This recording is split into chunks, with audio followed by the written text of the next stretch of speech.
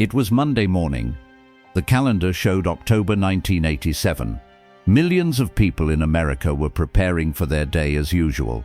Coffee machines were running, newspapers were being picked up from doorsteps, and the usual morning news was playing on the radio. No one knew it at the time, but in a few hours, years of accumulated trust would be shattered in an instant. When the stock market figures began to slide downwards for the first time that morning, most people thought it was temporary. Because in old America, people believed that markets would fall but eventually recover. It was almost an unwritten rule. Retirement funds, savings accounts, corporate shares, they were all built on this belief. But that day, the red numbers on the screens didn't stop. The phones on Wall Street wouldn't stop ringing. Voices rose in the trading floors, papers fell to the floor, and people asked each other the same question: is such a sharp drop normal? For ordinary Americans who turned on the radio at home, the drop wasn't fully understood at first.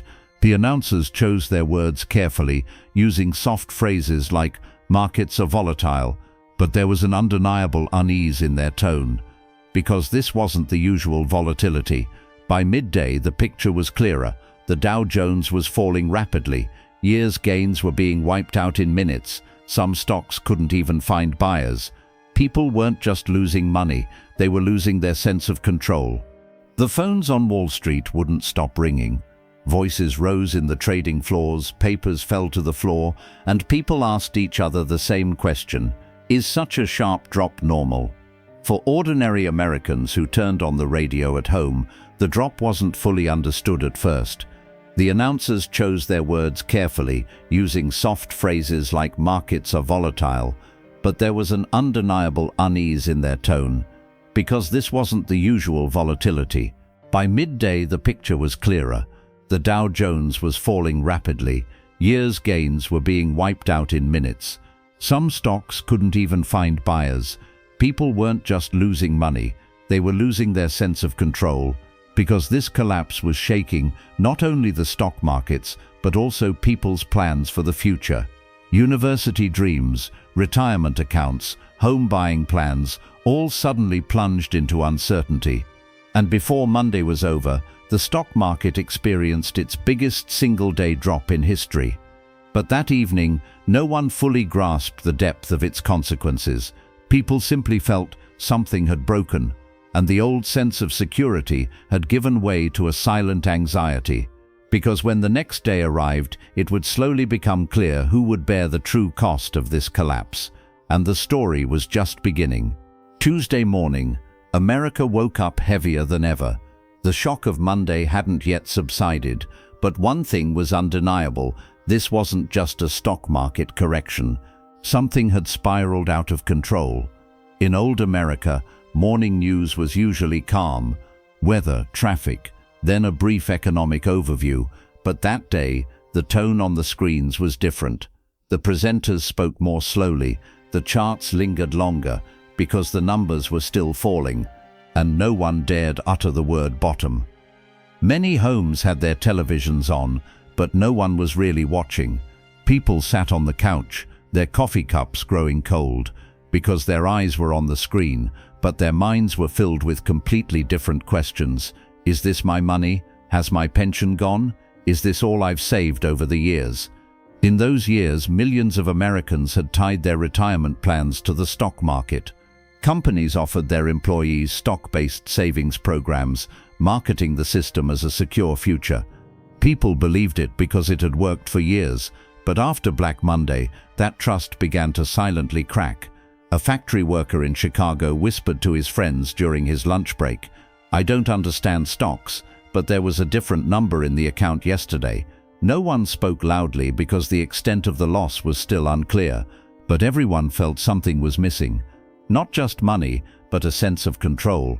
Some people panicked and tried to sell their shares, but the market was falling so fast that most orders became worthless before they could be executed. Phones were jammed. Reaching brokerage firms became difficult. For the first time, people saw so clearly just how fragile the system could suddenly be. Dinner was silent at home. Children sensed something was wrong, but didn't quite understand what adults preferred to say. Nothing's wrong for now because they themselves didn't know the whole truth. Newspapers at that time ran large print about the percentage drop, but the real news was between the lines. Words like uncertainty, panic, and loss of confidence appeared more and more frequently, and in old America, these words frightened people more than the numbers. After Black Monday, the most frequently asked question was, how did such a massive collapse happen in a single day? In old America, people were used to crises arriving slowly. First there would be layoffs, then the markets would fall, followed by months of uncertainty. But what happened in 1987 was different. It happened in the blink of an eye. The answer lay in a concept most people had never heard of before: automated selling. In the late 1970s and early 1980s, the financial world had accelerated. Computers had come into play, and systems called programmed trading had become widespread. These systems automatically sold stocks at a certain level of decline, but no one had really tested what would happen if all these systems started working simultaneously. When the decline began on Monday morning, these programs were activated one by one. As sales increased, prices fell even further. As prices fell, new sales were triggered. A chain had been broken, and there was no turning back. Even seasoned investors on Wall Street were left staring at their screens, because this time the panic was coming not from people, but from machines. Orders given over the phone couldn't keep up with the speed of the computers. But the real problem didn't end there.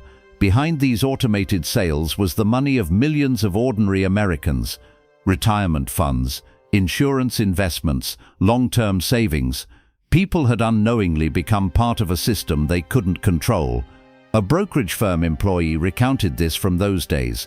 I hung up the phone and put my head on the table, because what was being sold wasn't just shares, it was people's life plans. When the market closed, the numbers froze, but the impact didn't. The next day, newspapers used the phrase historic crash, but that phrase meant little to a family sitting at home, opening their ledger. They simply saw that months' worth of savings had vanished in hours, and the worst part was this: no one was held responsible for the collapse. There wasn't a single person who pressed a button, nor a single institution to blame. The crisis had originated within the system itself, and this made people even more uneasy, because if no one was held responsible, no one could guarantee it wouldn't happen again. In old America, trust was the most important part of the system. People planned their lives trusting banks, markets, and institutions. Black Monday showed how fragile that trust was, but there was still one unanswered question: what did this collapse change in the long run? Would people be able to invest in the same way again? Would their outlook on the future remain the same? The answer to these questions wasn't in the numbers, it was hidden in people's behavior, and that change would emerge in the final chapter of the story. The days following Black Monday were covered in big headlines on television: percentages, graphs, expert commentary. But the real change was happening where the cameras didn't reach, in ordinary American homes. Back then, when you said investor, only Wall Street came to mind. But by the 1980s, middle-class Americans were also involved in the markets: retirement funds, corporate savings plans, small investments. People were unknowingly connected to the stock market, and October 1987 suddenly made this connection visible. For many families, that day was when money ceased to be an abstract concept. It was no longer a news item about a decline read in the newspaper, but a silent calculation made at the kitchen table. The phrase, "I'll have to work a little harder," was uttered very often in America that year. What was truly striking was this: this crisis didn't create a massive wave of unemployment. Banks didn't close. The economy didn't completely grind to a halt, but people's sense of security was permanently shaken. Investing used to be like a hope for the future. After 1987, the word risk began to carry a heavier weight. People couldn't get the question out of their heads: what if it happens again in a single day? This fear changed behavior. More cautious investments, a greater desire to hold cash, the thought of "at least I have some." Black Monday taught Americans that money can not only be earned, but also lost just as quickly. And another silent change occurred. The state and institutions began taking new measures to prevent a recurrence of such a collapse.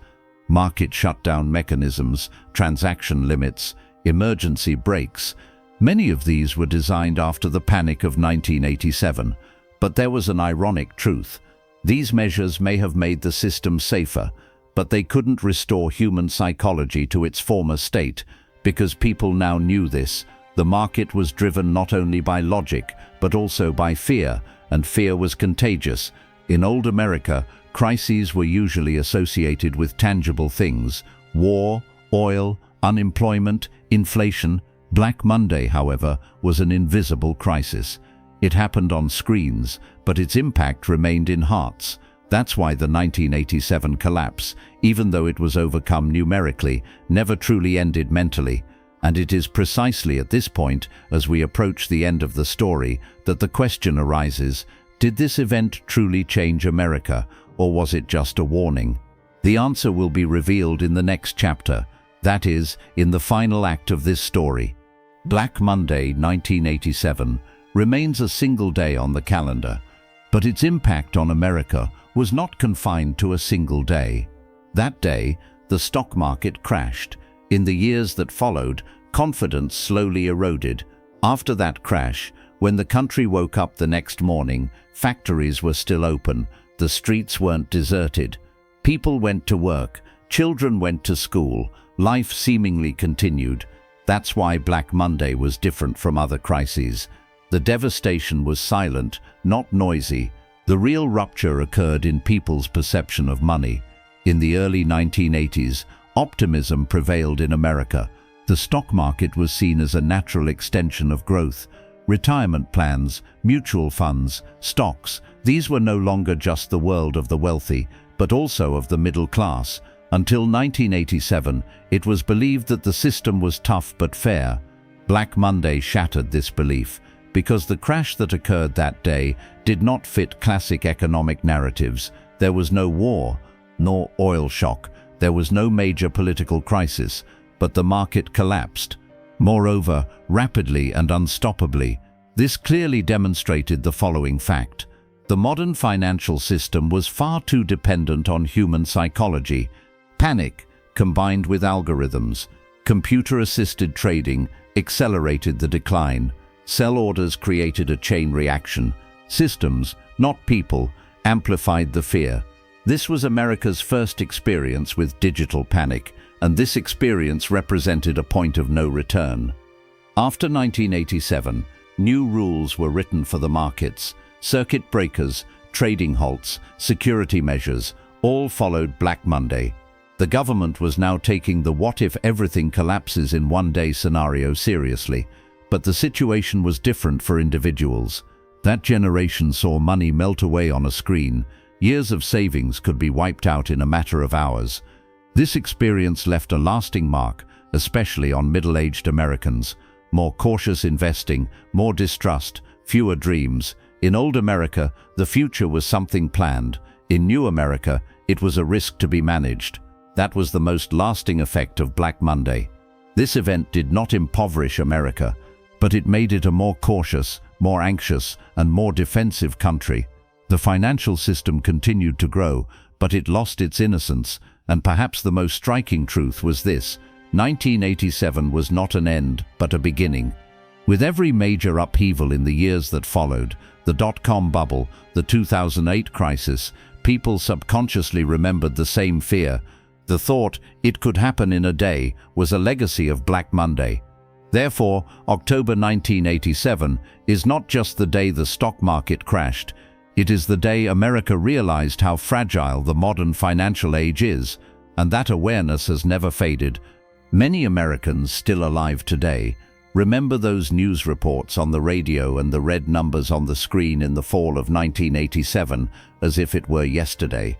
Those who were young then learned for the first time that money is not just something that can be earned, but something that can be lost in an instant. Black Monday remains in their lives not as a graph, but as a feeling. Despite all the years that have passed, the same quiet anxiety resurfaces when a similar shock occurs. Because some days don't pass, they only grow old and continue to live on in memories. Thanks for listening. See you in the next video.